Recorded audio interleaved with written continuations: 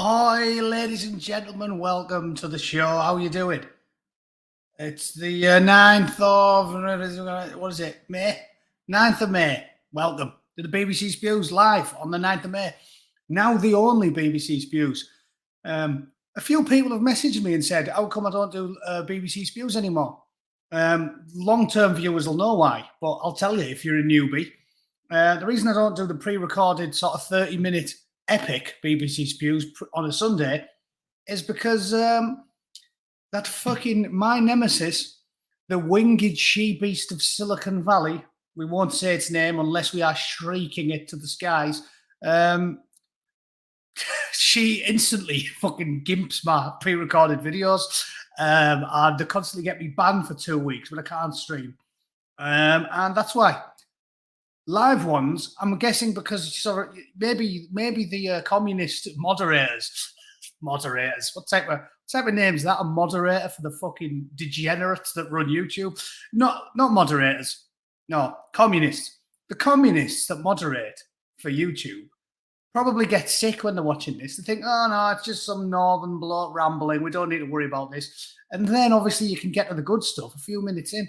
So that's why I don't do pre-recorded ones anymore. When the day comes when one of them emails me a grovelling apology and says, we've seen the error of our ways, Bootneck, we've read some history books, and we've seen the mountains of skulls that arrive in the world whenever we practice our detestable, lamentable, degenerate ideology from everywhere, from the Soviet Union to Venezuela to fucking Pol Pot, Cambodia. We know how many people it kills, and we know how many lives it ruins, and we know how everybody who's working class starves to death, and the stock market tanks, and all of the capital flight occurs, and everybody with money flees to the fucking Cayman Islands while plumbers and bricklayers fucking starve to death. You all know the crack. So until that day comes when my nemesis, who I'm running out of euphemisms. I've used 3 dozen euphemisms for her, and I'm running out of them. We've had what? We've had apple bobbing in a deep fat fry, head like a bag of smashed crabs, melted welly, bulldog licking piss off a thistle, plasterer's radio, welder's bench. I can go all day, but I think I've used them all. Badly stirred porridge. There's loads. But none of that changes the fact that she is rotten inside and out. And this platform, if you're watching on YouTube, despite the fact we use it because it's there and we can, is decadent and corrupt and fucking rotten to the core. Which is Rotten Pollux' channel name, isn't it? Rotten to the Core, is that his alternative? He's a good YouTuber. You should follow him if you don't. I'm assuming everybody does in here. Anyway, that's why. So stop whinging. Be thankful for this free entertainment you get live 4 or 5 days a week, whenever I can be asked to do it. Right. Sad. Oh no. Slip said he's got to go because the grandson's there. Shall I try and do a PG-13 version of the BBC Spews? Is it even possible at this point? I've done this for so long now. I don't think I could do it. I can try and channel my best BBC newsreader's voice, but I'm sure a spunk trumpet or thunder cunt or something will slip in. Oh, I did it again. Sorry, slip. You're watching. Maybe if it's 2 words linked together like that, that would slip under the radar. Maybe not. Anyway, thanks for tuning in, everyone who's in. There's too many nowadays. I can't. Back in the day, you sensible original bootketeers could get a name check every week, couldn't you? But now there's too many. There's too many people in, so you're not getting one. Sorry, you'll have to suck on it. Just take solace from the fact you were there in the early days, like when you're a teenager and you're boasting about seeing a band that before they were famous. You can brag about it to the kids. I was there first, you cunts. Oh, I did it again. All right, we're not even going to try. Yeah, give him some headphones, Slip. Give the grandkids some headphones. Tell them to listen to Teletubbies. I mean, I'm showing my age there. Is Teletubbies even on? I don't even know what the kids listen to now. I'm sure the kids listen to Everything's American now. Have you noticed that? Just another rant out. Teresa, go on then, Teresa. You can have a shout out. You're a first 100 sub. Teresa's obviously a lady of impeccable taste. So well done to you. Scouts will be seeing Big Country in 85 before the big man wanked himself to death. Did Stuart wank himself to death? I don't think he did. I think he just committed suicide. There's so many of them wank themselves to death, though. It's hard to know. It's hard to keep up with all the suicidal wanking. David Carradine did it, and Michael Hutchins did it. I don't know. I don't think Stuart wanked himself to death. Autoerotic asphyxiation is the technical term for those of you that are new and think I'm illiterate. But I think Stuart just topped himself. I don't think it was jizz-related tomfoolery that killed Stuart. It was Michael Hutchins, wasn't it, and David Carradine. But yeah, anyway, again, you lot somehow get me onto cock. I mean, I'll blame who was it? Scouse Obi for that one. Scouse Obi got us talking about cock and wanking. It wasn't my fault. It was Scouse Obi's fault for mentioning someone who didn't kill himself via the medium of wanking. It's all your fault, Scouse, not me. Not me.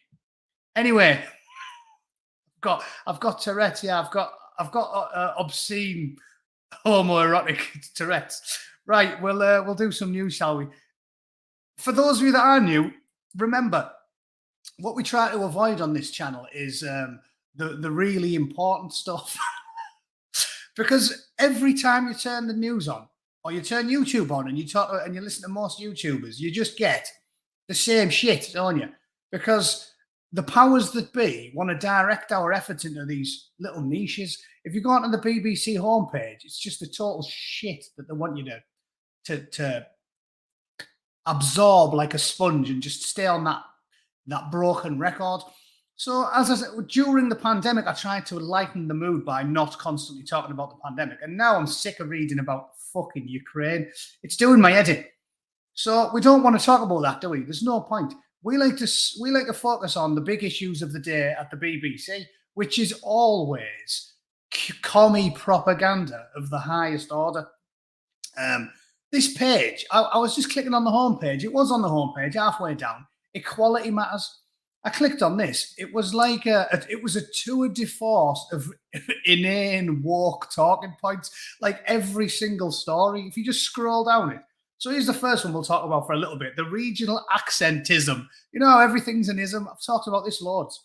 Everything's an ist or an ism, isn't it? There's things you don't even think are ists or isms, and they invent them because they can shoehorn them in under the equality umbrella, can't they? The rainbow umbrella should just be red with a big fucking yellow sickle on it, a hammer and sickle, because it's just commie bollocks, clumsily rebranded. It's not even clever. It's not subtle. It's not nuanced. It's as nuanced as a boot in the bollocks of Herman Munster.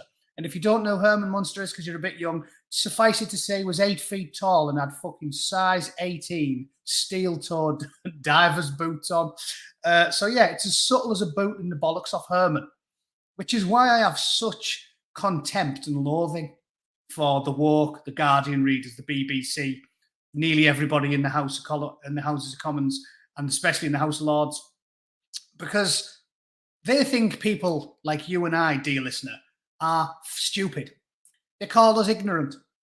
And you and I know the truth, don't we? We know that the people who are free thinkers, who are awake, not woke, who have actually ate the red pill, are the only ones that are really paying attention. Because these fucking NPCs, and that is what they are, that was a fantastic meme to sum these people up, are the most ignorant people on planet Earth. And not only are they ignorant, they are totally skull-fucked to the point where having a conversation with them is less fun than nailing your testicles to the kitchen table. Because they think the same on every single aspect of global life. It's quite mind-numbing to think. I mean, no wonder people are losing the interest in social communication. A lot of people have talked about how they're blaming the internet for it, aren't they? And they're saying, oh, they're all socially awkward now. And they're losing those normal skills of just knocking on a friend's door and asking them if they're coming out to play. I've started to understand it since I started doing this a couple of years ago. I understand it because if 50 of the people in the chat here and I were to go to the pub and talk about life, we could definitely have an intricate conversation with lots of interesting talking points. Because if I was to, Rotten Politics is in, hello, Rotten Politics, subscribe to him if you haven't, he's a good lad, really. If we were to sit in the bar and have a lengthy chat about the things that ail us in the modern world, we'd have plenty to disagree about. Even one of my moderators, Mr. Sadwings there, being an American conservative, there's numerous differences, nuances between an English conservative, an actual conservative, not a fucking communist in a blue tie, and an American conservative, and of lots of things we can disagree on. And that's what makes life worth living. It's debate, it's discussion, it's nuance, it's talking about the big issues of the day and really delving down into them. And that's what makes conversation. If every single thing you say to somebody is met with wholehearted agreement, there is nothing interesting. You're not talking. You can achieve that by just sitting in silence and nodding and listening to one person. That's what makes life worth living. Having an argument, having a debate. The whole reason the Western world has completely gone to shit in the last couple of years is precisely because of that. Because before lawmakers make policy, they should really jam a finger in that legal loophole and wiggle it around to know that they've explored every eventuality. And that is exactly what's gone on here. Because now you just get uniform agreement on every issue. So when they say, let's fucking lock everybody in their houses like a bunch of cunts for 12 months, everybody in the House of Parliament just goes, yeah, good idea. And the most you'll get, maybe, is someone going, Keir Starmer, or someone on the fucking left of the far left, which is Labour versus Conservative nowadays. Someone will go, oh yeah, well, I think we should lock them down more, the cunts. Nobody says maybe we shouldn't lock them down, right? And this is the crux of the issue. Because all public policy should be rigorously and aggressively debated. And now, because the walkists rule the world and they're in total lockstep on every single issue, they don't have the rigorous debate. They don't have the difficult conversation. They just go, yeah, let's do that. Fuck them. It's like, so I'm telling you, it's not just on a microcosm, i.e. woke people are no fun to talk to and they've got no interest in socializing because they're all fucking boring. It's on a macro level. It's global politics, geopolitics. It's everyone in every Western country is just a boring cunt that agrees on everything. So when they come up with a terrible idea, nobody comes up and thinks, maybe this isn't a good idea. Nobody offers the counter argument. And anybody who knows anything about public policy or politics, lawmaking, anybody who's actually sensible and logical thinks, yeah, the first thing you should do is think, what can go wrong? In my background in QA and aerospace, the first thing you did was a detailed risk assessment before you do anything. When you're doing a proposal, because you're trying to get new work, the first thing you sit down around the table and you go, right, everybody throw it at me. What can go wrong? And you write them down and you rank them and you think, what's the most damaging? What's the most likely? Nobody in government appears to do that now. If somebody says, I don't know, let's send $1 billion worth of fucking bombs to Ukraine, nobody seems to go, right, what can go wrong? Could the Ruskies get hold of it all quite easily? I mean, look at the war in Afghanistan. Did nobody over that 20 fucking year period say, what can go wrong? There was one US Marine colonel who spoke up and said, why did none of the generals sitting around the table with fucking Joe Bungalow piss wet Biden?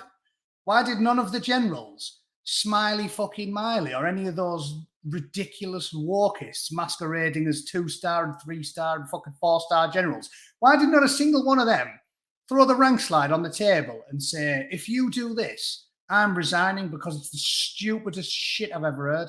Why did nobody say that? Anyone know? I want to know. it was obvious to normal, bog standard people in the intelligence community it was going to happen. I was out there as a fucking corporal and we were all talking about it. And this was 10 years ago. Everybody was like, the Afghan National Police are dog shit. The Afghan National Guard are fucking dog shit. The NA, they're corrupt as fuck. Half of them are supportive of the Taliban. The biggest threat when I was out there was getting 12 holes put in you by one of your allies who decides that he's had a bad fucking day and he wants to fill you full of lead. It happened loads of times. We used to go on joint patrols just to swing the military lantern for a bit. We used to go on joint patrols with the ANA, the Afghan National Army, trying to train them, trying to get them up to speed where they can run the fucking show on their own. This was the plan, the stupid, naive plan. And every now and then, one of them would be a Taliban bloke dressed up as an ANA guy, and he'd just wait until everyone was having a wet, sat around drinking a cup of tea, and he'd just march in and fucking shoot 8 of them.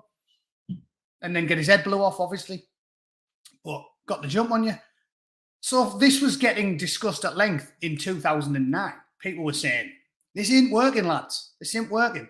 The ANP, the ANA are inherently corrupt because anybody can join. They're desperate for people. They're pulling in any fucking fighting age men from the surrounding towns and villages. It's impossible to vet them correctly. This ain't working. Everybody knew it. So why did we just limp out of Afghanistan with our tail between our legs, leaving $100 billion worth of munitions with the enemy and 13 dead American kids in the sand? Why did we do it when we knew it was going to happen anyway? Well, I'll tell you why. I already have told you why. Because everybody's in ideological lockstep. And if you speak out when you're a grey uniformed commie, you get fucking threw in the gulag or whatever the modern day equivalent is, cancelled and sacked, and your pension took off you. So nobody will tell the truth. Everybody has to agree all the time, or you're the enemy. And again, the world proves it. People like J.K. Rowling, who have been in lockstep with the left for fucking decades, who gave money to the Labour Party. They're in lockstep, lockstep, lockstep, lockstep, lockstep until they're not in lockstep. And then the second they go, maybe a 6'2" black man with 4 arms like Popeye and a fucking 10-inch lob on shouldn't be allowed to cave a little midget woman's fucking skull in a cage fight, and they go, oh my God, she's one of them. She's the enemy. Yeah, but I've been in lockstep with you for the last 15 years. No, you're the enemy now, in the gulag with you fucking slut. That's the world we're living in. So you can see why these generals are cowards, because if you stray from there, it doesn't matter. It almost reminds me of a good militarism. You're only as good as your last fuck up. The worst thing you can do in the military is have a negligent discharge. Never happened to me, fortunately. One time, my friend Kaz, wanker, changed the change lever when I was on the range. So I accidentally let off a short burst instead of 1 round. And that got me a severe bollocking from a fucking the miserable bastards that do all the weapons training in the car. But never did I ever accidentally. I mean, there's people that had an ND in the unloading bay at a fob, and then you just get tortured. And it doesn't matter how good you've been for the last 10 years. If you have a negligent discharge, you're instantly called the shittest bloke in the unit. You get tortured for 12 months because you're only as good as your last fuck up. It's a truism. It's a universal truism of all life. Humans, we have short memories, don't we? And you can be great for as long as you like, but you're only as good as your last fuck up. And that is exactly how the commies are, because they're in ideological lockstep. It doesn't matter how long you've been left wing. Tulsi Gabbard's another good example. She's been left wing and she's legislated left wing, and she's been a Democrat congresswoman. And it was every issue that came up, left, left, left, left, left, left, left. And then the second she went, hang on a sec, isn't this a bit fucking daft? We're not communists, are we? All of a sudden, Tulsi Gabbard, oh, far right. She's a fucking fascist, her. Far right. Everybody's far right now. J.K. Rowling, far right. And the really annoying thing, Glenn Greenwald, far right. Jimmy Dore, the guy who used to be on the Young Turks, far right. Dave Rubin, far right. The ones that are switched on are paying attention, and they're slowly seeing the light and coming over, because everybody's realising, like, again, the old adage from Churchill, you don't feed a crocodile hoping it'll eat you last. The people that aren't at the top of this fucking organisation, these insane communists, are slowly waking up and going, whoa, they're going to have me next. And it's just a fucking It's just a truism. You'll never be woke enough for a fucking hardcore true believer. Although, no, you'll never be left-wing enough for a wokeist, because the wokeists are communists. And I don't care what colour you are, don't care what you put your cock in. You can be international disabled lesbian scissoring champion of the world 4 years in a row. The second you go against anything they say, you're the villain. You're with the enemy now. You really could be. You could pick anyone. You could pick AOC. AOC's a fucking true believer. The second she was to say, I mean, I don't know when you go too far.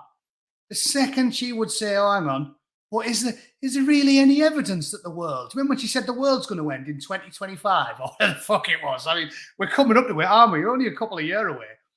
She straight face went on telly and went, oh yeah, the world's going to end in 2025, right? If it gets to 2024 and she realizes she should hedge her bets because she's all over the telly saying the world's going to end in 2025, if she goes, actually, maybe the science was wrong and maybe the world's not going to end soon because, you know, man-made climate change isn't as big as a problem as we thought it was, and our technology can help, and we're going to, and global warming is cyclical and blah, blah. Instantly, they'd be like, Ree, as Salty Cracker says, Ree, she's a fucking Nazi, the cunt. You'd be like, what? Next thing, there's AOC, Pepe mean, green, with a fucking frog head stuck on her. Oh my God, she's a Nazi, like that frog that wasn't even used for Nazi shit, and everybody used it for all sorts of crap for fucking 8 years till that wizened fucking walnut with a face, Hillary Clinton, suddenly fucking leapt onto it and stuck a fucking adamantine claws into it. These people are mental. And that's why people that have been left-wing the whole fucking life are getting vilified, because they're the ones who are merely left-wing and they've realised that they've got in bed with commies. And it sort of annoys me how they call conservatives, they call people like you and I, dear listener, they call us intolerant.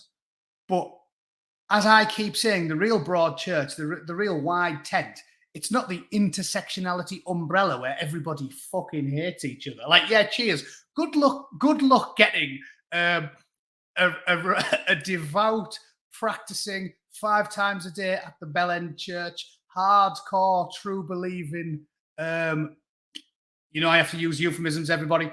A hardcore, true believing practitioner of the religion of many, many pieces. Good luck getting one of them to put his arms in fellowship, to embrace as brother a demisexual, blue-haired trans man and a militant feminist. Good luck getting all 3 of them to be friends. How the fuck do you get a militant feminist to be best mates with a trans, with a fucking woman with a 10-inch clitoris and a hairy back? How do you get these people to be mates? How do you get a fucking hardcore Alan's fucking legendary snack bar? How do you get him to be best mates with fucking Boy George? Like what fucking planet have you got to be on? It's actually hilarious to think about it. That's why Bootneck's always chuckling away, because their ideology is so fucking crazy. It's hysterically funny without you even putting any effort in. Like I said, people like me, Salty Cracker. Salty Cracker's funny, but really, the star of the show is not us as individuals. It's the fucking ideology we're ripping the piss out of, because the comedy writes itself. The comedy writes itself. You get a militant feminist to embrace into the sisterhood a fucking bird with a big clacker and a fucking anchor tattooed on her forearms, her gnarled, grisly fucking forearms, bench pressed 280 pounds forearms. And I'll just piss myself laughing, watching it all. So they're fucking off it. And you cannot help but piss yourself laughing at this total bollocks. But like I said, so we're the tolerant ones. We're the tolerant ones. We have to welcome people like Dave Rubin and Jimmy Dore and Tulsi Gabbard and anybody, Glenn Greenwald. All the lefties are slowly joining the fucking normies, the anybody who isn't a communist group, which is the actual broad church. And we're always accepting of them. And it doesn't matter whether they're gay, black, followers of the religion of many pieces. It doesn't matter what they are. Anybody who comes out and says, there's nothing wrong with being a nationalist. I was born in Britain and I love this country. Or I was born in America and I love this country and I love the freedoms that it affords me. And I think everybody should be based on their merit and live in a meritocracy. And all the things that used to be good about the West, I think all of that should be conserved and protected. And I don't want to see statues burned or paintings pulled down or books set on fire or libraries torn down. And I don't like anything to do with the woke ideology. That's growing by the day.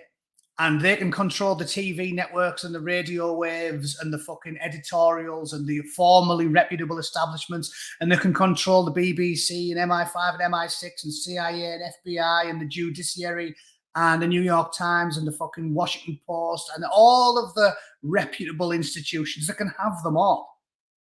But they're still not going to win. We're going to have a lot of turmoil getting there, but they can't win.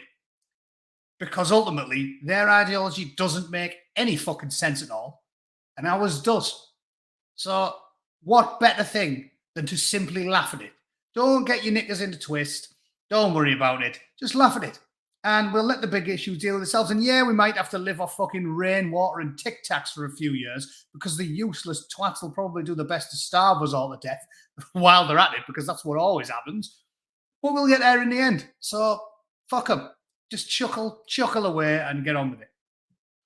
Right, that was a good 28-minute fucking tirade to start with. Let's actually do some news, shall we? Speaking of total bollocks, to the news. Speaking of absolute unmitigated bullshit, now let's do the BBC News. Equality matters. Right, let me just have a sip of tea because that was quite a lengthy tirade.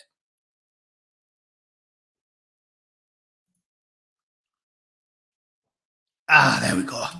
Not Yorkshire tea anymore, by the way. Fuck them. Fuck them. I'll drink whatever shit's the cheapest now. Equality matters. The regional accentism that secretly affects your job prospects. Well, as I said, accentism, everything's an ist or an ism. A fucking ism. That is not a thing. Accentism. Fatism. Fatism. Like preference should be illegal. Preference should be illegal. Big fat howler stomps over to you in a nightclub. Happened to me loads of times. I used to go out drinking in port towns. Happens to you all the time. Only when you're a soldier, bootneck specifically, you'll go somewhere like fucking Jesters or some shithole nightclub in Dundee. And you meet these women who are like absolute creatures. Like fucking mum used to pull the pram. Yeah, face like a bulldog, chewing a fucking wasp. And £300 to boot. To top it all off, yeah, she's got an head like a fucking melted welly, and to top it all off, she's got a body like a fucking bin liner full of coleslaw. But still, because you're a bootneck, she'll march over to you in some shithole nightclub in Dundee, and she'll grab you by the hand and she'll say, "Hey, you've pulled, you lucky cunt." And this is the creature. Right.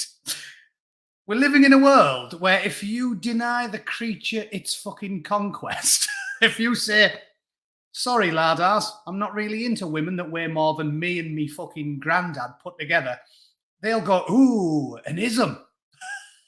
And in the world these people want to live in, you'll have broke some type of law, won't you? "Ooh, an ism," blow a fucking whistle, out come the Gestapo. "Oh, you're not allowed to practice an ism." "Not in this town, motherfucker." Yeah, everything's an ism. Fatism. I do understand where racism came from, because back in the day, yeah, it's pretty fucking shocking if you're dealing with a virulent, full-blown racist. And again, conservatives, this is where I'll divulge from the hardcore white nationalists. Conservatives should appreciate the fact behind, what would you call it, historical racism, because conservatives value the meritocracy, right? Especially, this was a big deal in Northern Ireland, wasn't it? It's why a lot of fucking people from Northern Ireland find Irish jokes funny, because the crack was, apparently, if you were a total fucking idiot, you'd still get the job ahead of the clever, hard-working guy because he was the right religion or he was the right colour. So if you're a conservative and you are like I am, and you're actually conservative, you care about the meritocracy, right? because that's how you get the best out of life. That's how you get the best out of everything. So obviously, if you had someone who was a total fucking moron, a lazy, useless, fat chav, but he happened to be white in the 70s, and then some clever, hardworking, diligent Indian chap turns up and he doesn't get the job, yeah, that's where the ism come from, a real one. Racism in the 70s was a realism, but nowadays we just invent them on a fucking whim. Accentism. You can't have a fucking preference. Preferences are wrong. So it says, judgments around regional accents can impact candidates' hireability. Is there a way to end this discrimination? Bootneck's law. Any question on the BBC? Answer's already a no. There's another one. Is there a way to end? No. No, there isn't. Until the day exists when you can scan someone's fucking brain and know what all their intentions are. No, there isn't. Who cares? Who cares? You know what that reminds me of? The BBC's ridiculous fucking questions. Is there a way to make the world just and equal and fair without devolving into outright fucking tyranny and cancer? No, there isn't. No, there isn't. That's why realists, conservatives have said, yes, capitalism isn't fucking perfect, but it's the best we've got. Because they live in an insane fantasy land where they just ask endless questions and they have no solutions and they go, yeah, we'll sort that out. We'll sort that out with fucking tyranny. There isn't a way to end it. Accept it. It reminds me of when we went to Sierra Leone, one of the officers told me, this is what you deal with in like superstitious third world countries. One of the officers told me that we were training the Sierra Leonean army as well, mentoring them, because just to give you the background to why the British went to Sierra Leone, just to do another military segue. The British went to Sierra Leone because they found diamonds in the diamond mines, right? Shortest version I can give you. Every time the fucking Sierra Leonean government sent people down to get the diamonds, employees, workers, the workers went, fuck this, we're keeping them. So then the Sierra Leoneans send the army down and say, come on, lads, get them diamonds back. And as soon as the soldiers turn up to retake the fucking, to give the rebels what's what, they go, we lads, we've got diamonds in here. And then the soldiers go, yeah, fuck it. I'll join with you boys. So obviously they just keep, it's impossible for them to fix because it's a third world country. So obviously they rang the British. Hello, who's that? British government. What do you want? We need you to come and sort our shit out for us again. And instead of doing what we should have done and said, but you don't like your independence, lads. Oh, well, it hasn't turned out so well. See you later. That didn't happen. So we said, fuck it. We'll come and fix it. We'll fix it as fucking usual. But just as an aside, when I went to Sierra Leone, jumped off the landing craft on the beach, walk up the beach, there's an old man there. You don't see many old men in Sierra Leone because when the British had it, it was one of the most decent places to live in Africa. Give it back them, a few decades later, they had the lowest life expectancy in Africa. The average life expectancy in Sierra Leone was about 27. So you don't see any old people because they're all fucked. And there was one old man and he came over and he was loving life. And he went, hey, the British are here. Nice one. You've come to take over again, lads. Yes, we had schools, we had roads, we had hospitals. It was brilliant. Sorry, fella. We're not coming to take over. What? No, we're just here to like twat the West Side boys and, go home. And he was like, fucking devastated. Like I've just pissed in his chips. He was like, no. Thought the British were coming to take over again. Sorry, mate. We're leaving in fucking six weeks. He was fucking mortified. His face was a picture. He'd have been less distraught if I just got my cock out in the middle of the street and said, what do you think of that, son? He was absolutely gutted. So for these people that know nothing about reality, just again, like I say, the woke don't know anything about reality. Everything's fake. Burn the books, burn the histories, burn the libraries, burn the statues and the paintings, just to invent reality. The reality is the British Empire did good things and bad things. And one of the good things was administration. Fucking administration, benign neglect, administering large swaths of land with a minimal number of civil servants that were well-trained and dutiful, unlike the useless shower of shite that currently administrates things in the UK. So that's the true story of the former British fucking colonies. And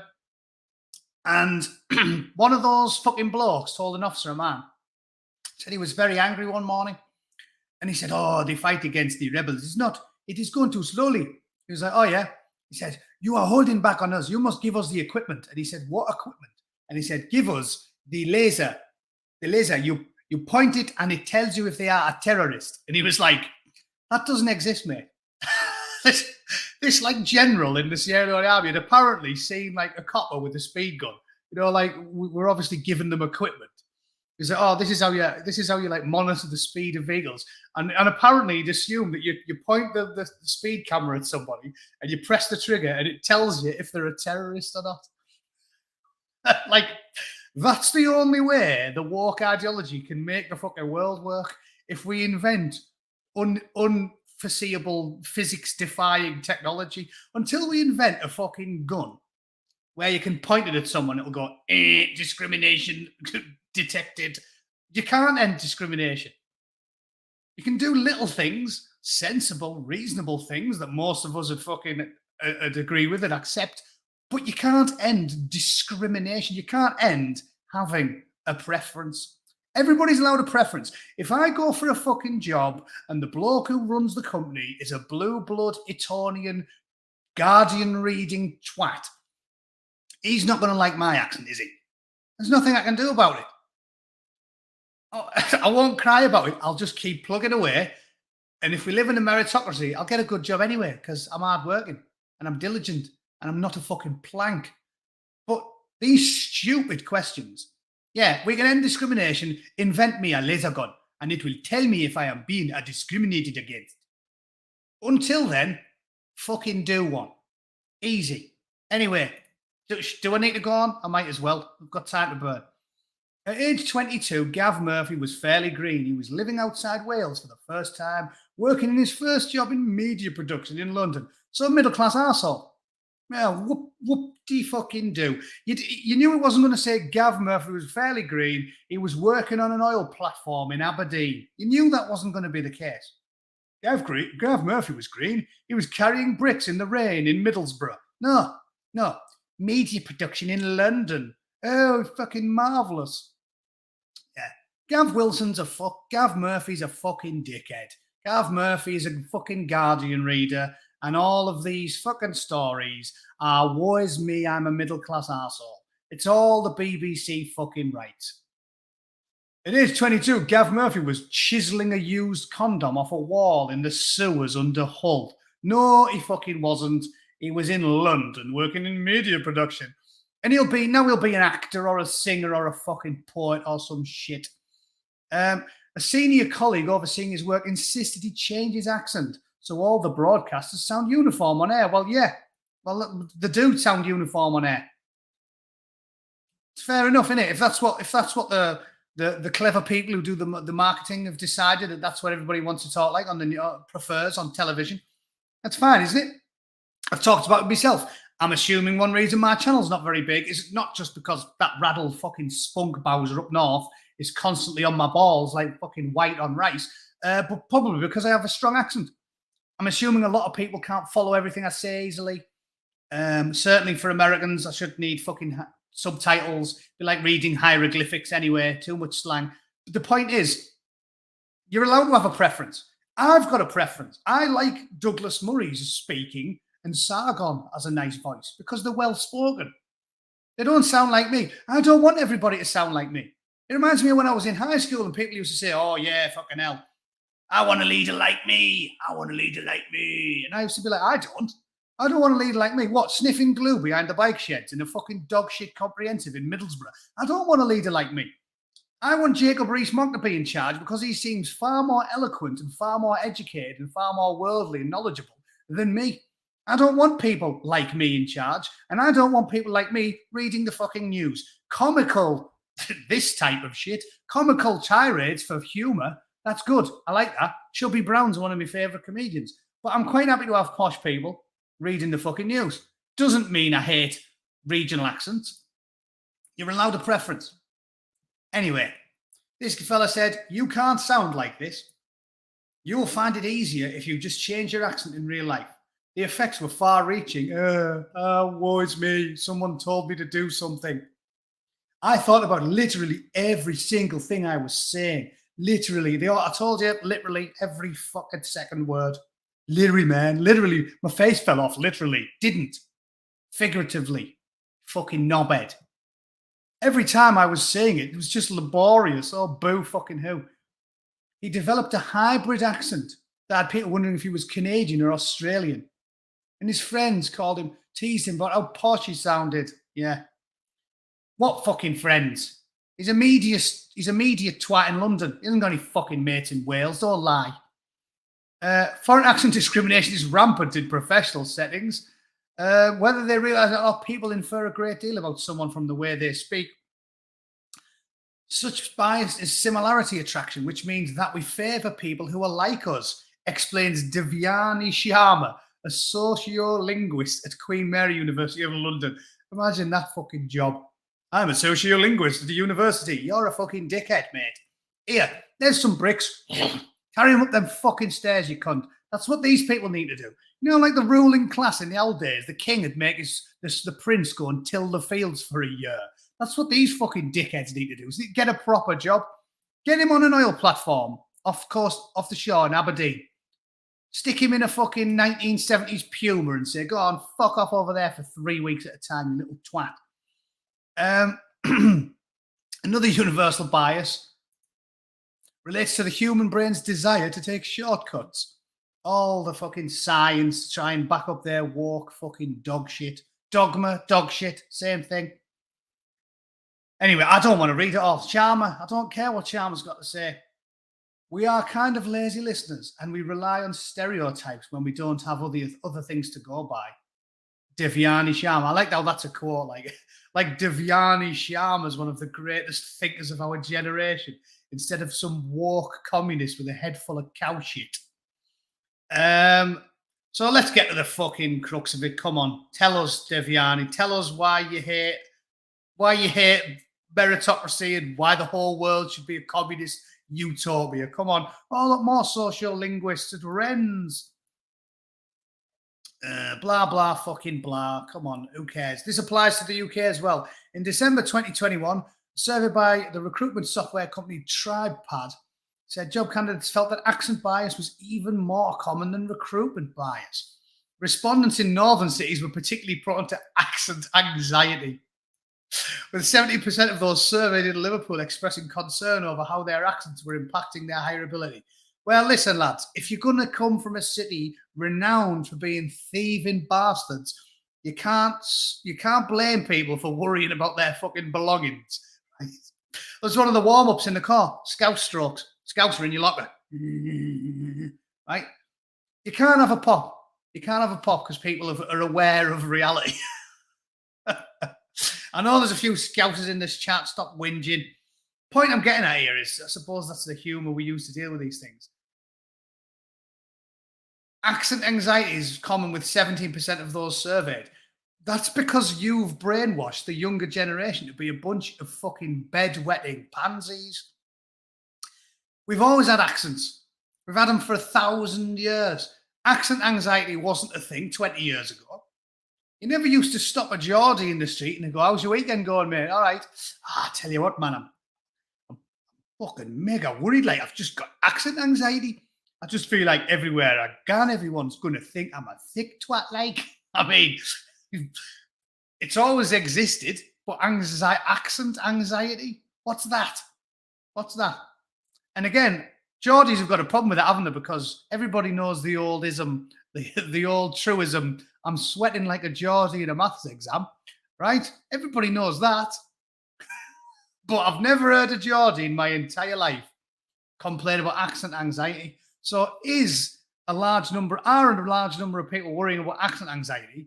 Or are you just indoctrinating a generation to be fucking limp-wristed, meek bedwetters?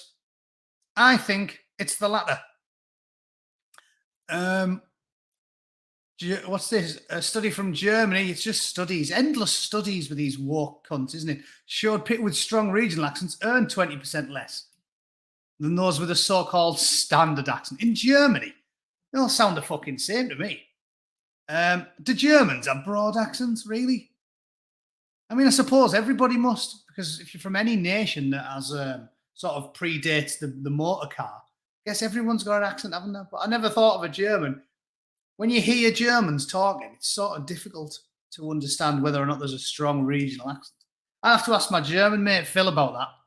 I want him to tell me, like, is are Hamburg renowned for being scruffy twats and Munich's renowned for being well-educated gentlemen? I just don't think it's the same thing. But who knows? It says, there he is for Murphy. Let's get back to Murphy. For Murphy, at least in the 15 years since that first job, he hasn't experienced such outright intolerance of his accent. Okay, so what you're telling me is all bollocks then? Like, just gone through all that for no fucking reason then, eh? However, he acknowledges his Welsh accent has softened over the years. He's a successful podcaster and video producer now. There you go. There you go. So, all bollocks in it, and Bootneck called it at the very beginning. Middle class arsehole. Middle class arsehole. It didn't say Murphy's now a bricklayer, because he's not going to be, is he? So bollocks, bollocks, bollocks, bollocks, bollocks, bollocks, bollocks. Just pages and pages of bollocks. Who wrote this fucking drivel? Doesn't tell me. Christine Rowe. Christine Rowe's a fucking idiot. Let's look her up on Twitter. I'm always curious because the people who work for the BBC don't to be a commie. Is she on Twitter? That might be her. Maybe this is a. I am short, fat, and proud of that. That must be her. She must be writing for the BBC now. Yeah, bollocks, Christine. So you've just wasted all of our time. You wrote it. I read it. Fucking bollocks. And you get all the way at the bottom. Yeah, your accent fucks you, lads. Your accent fucks you. Oh, everybody's got biases. Oh, everybody's anxious.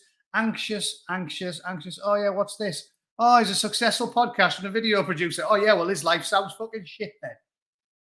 We got to the bottom and it said, after numerous unsuccessful job applications because of his broad Welsh accent, now he is a spunk mopper in a wanking cinema. Then you'd have a point, wouldn't he? She. There. Fucking there. BBC. It'll be a there. It'll be a there. Now he's a successful podcaster and a video producer. Fucking nice one. Nice one. What a load of shit. And then look at the next story. The unspoken weight discrimination problem at work. Do you want me to read it? Do you want me to waste all of our time? The unspoken weight discrimination. Yeah, well, here's one. If you're too fat to get through the fucking fire exit, yeah, we can't give you a job, Tubbs, because if there's a fucking inferno, we'll all burn to death. We'll be trying to navigate our way past your left arse cheek, and the whole fucking office will become casualties in the towering inferno. So I don't even think I'm going to bother. In fact, what time is it? It's nearly an hour. Fuck it. We'll do. We can do that tomorrow. Yeah, I'll tell you what I'm going to do. I'm going to do a video, and I'll save it for that. I'm going to do a video addressing Doctor Who because I shared a fucking meme about that about 6 years ago with the fucking, the famous one, the Paz put on a video with the rainbow flag mobility scooter. Fucking, it shows we're living in clown world when all of it comes true. But the real crux of that issue is, as I've said many times before, it's not about equality. It's about the communist ideology of coaxing resentment and bitterness and envy and spite, because it's not about representation. They represent them everywhere.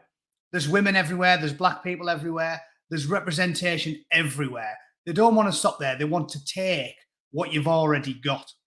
They don't just write great stories with people in there happen to be black women or women or Asians or whatever they want. They're actively taking things you've already got. And Doctor Who's a great example because it's established for 50 years he's a white bloke. And then just get rid of him. And then we've had two and it's a woman and a black dude. It's like, it's not about equality or representation because they've got representation. They're overrepresented.